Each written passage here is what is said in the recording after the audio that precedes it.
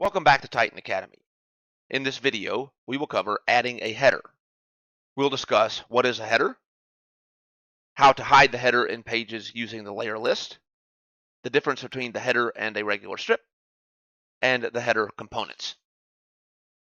A header is a special strip that can be added at the top of a page. The header is not enabled in the page by default, but you can easily add it. Under Pages, Manage Menus, include a header.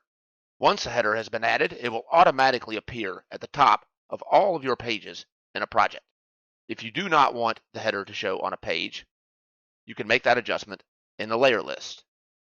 Let's say, for example, that I do not want the header to show at the top of the page called My Details. In the layer list, which you access from the View menu, Show Layer List, find the header element, and click the eye icon to hide the header. Let's go back to the home page. As opposed to a regular strip where you can drag elements freely and place them anywhere, the header has a built-in structure.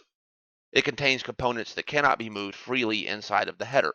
You can, however, show or hide components and control their styles, alignments, and spacing via the Style panel.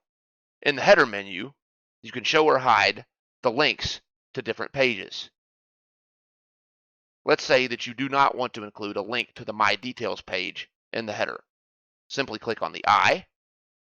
Notice how the My Details link is no longer shown.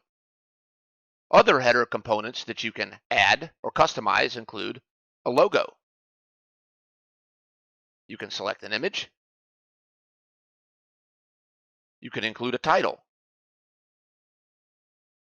You can enable an option for a user account or a user profile, and if you are using Titan's e-commerce product, a shopping cart badge will show as well. You can also add additional elements into the header, for example, a shape. And that is how it's done.